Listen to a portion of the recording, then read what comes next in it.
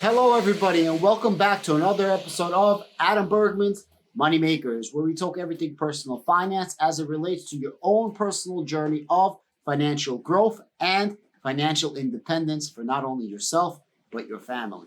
Today, I wanted to give you a couple of key points and a couple of key dates and try to make sense what's happening with the overall macro situation in the near immediate future with what's happening right now in our economy and the global economy.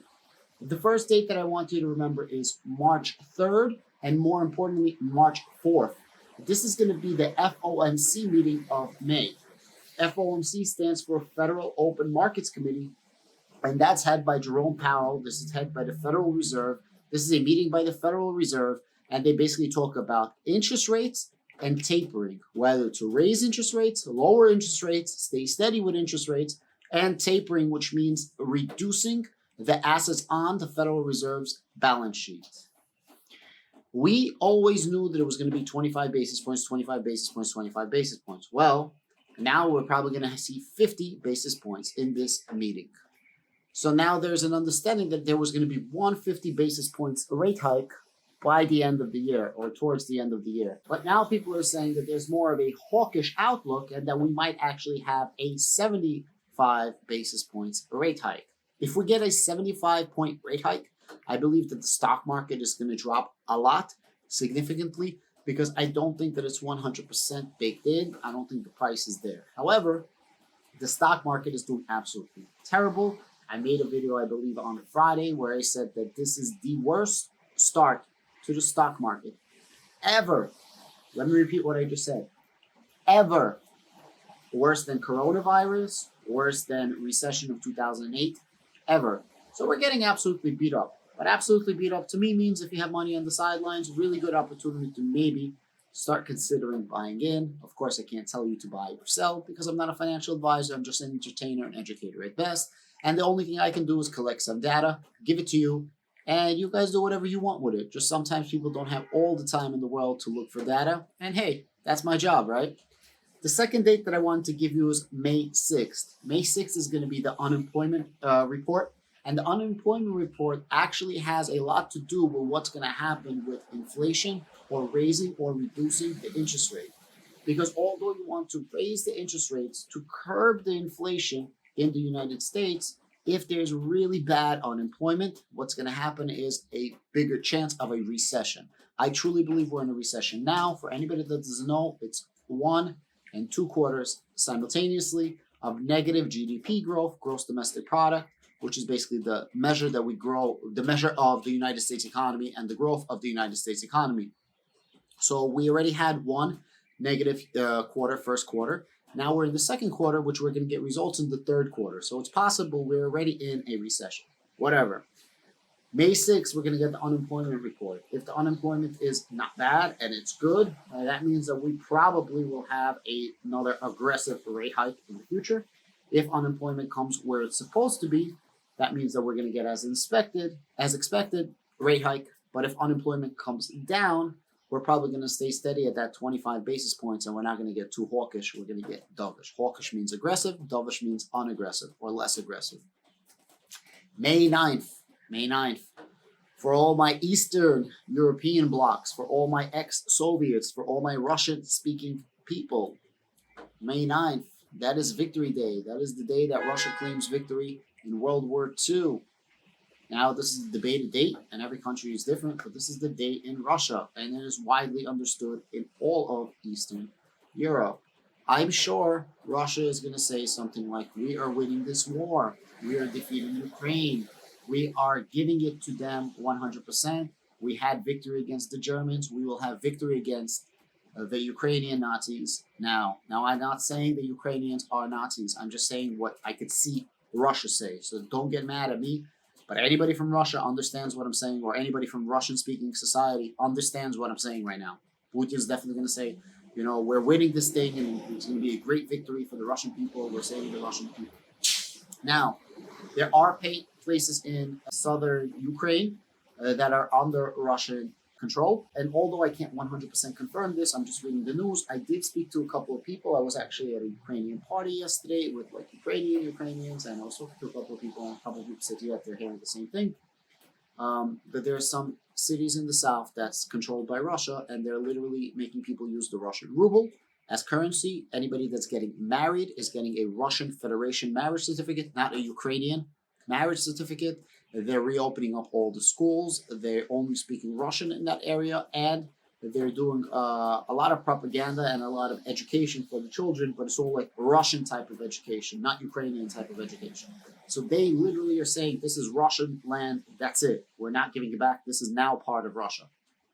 And they're trying to say that they are defeating the Ukrainian Nazis and getting rid of the occupation. What the hell are you guys doing? It really does remind you of World War II with what the Germans did, what the Nazis did to the Jews.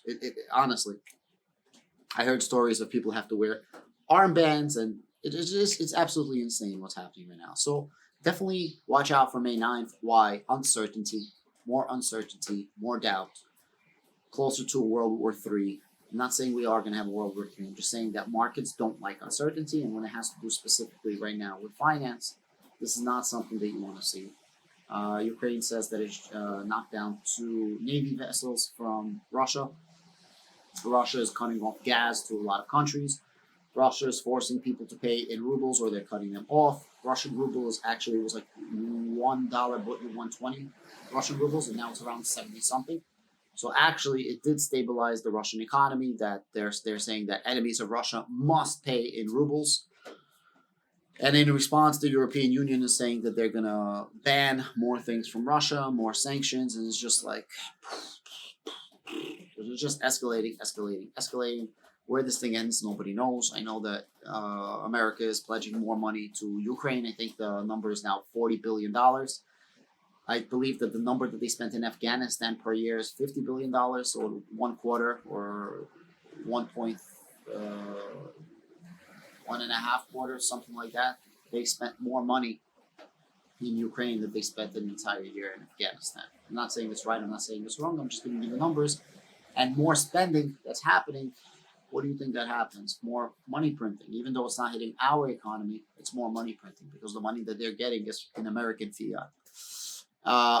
It's just never ending. You could see that our economy is broken. You could see that our world is broken. It's a very sad place. And yeah, it sucks. It truly, truly sucks what's happening right now. May 12th, CPI, Consumer Price Index. This is what gauges how much inflation we actually have in the economy, the cost of goods, things like that. We have the worst inflation that we had in over 40 years. I believe it's 8.5% off the top of my head, and that number just keeps going up and up and up. I remember when inflation was like 5 point something, and everyone's like, "Oh my God, that's a lot." Now it's 8.5. I do see our inflation going to double digits, and in reality, we're already in double digits, but I definitely see it going towards double digits officially. In reality, we are in double digits. If they're saying 8.5%, we're probably closer to 13 or 14%. Rates are going up. Robinhood, if you check your Robinhood and you want to borrow against your account, the rate used to be 3%. Now they're saying that I believe in May they're going up to 3.5%. One of my friends just looked at that. Mortgage rates are going up, especially commercial mortgage rates.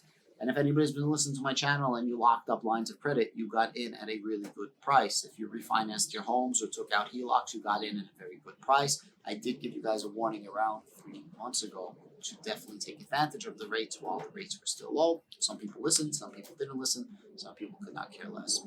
Warren Buffett had his annual shareholders meeting. He said a couple of interesting things. He's saying that right now the inflation that we have is because of the relief packages in Corona.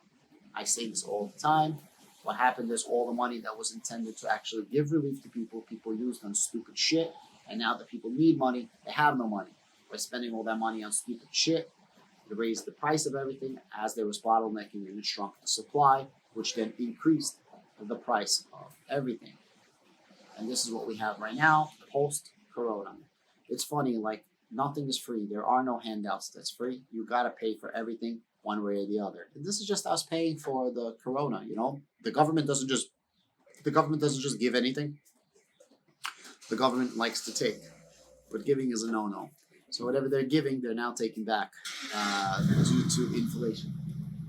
So whatever they gave, now they're taking back.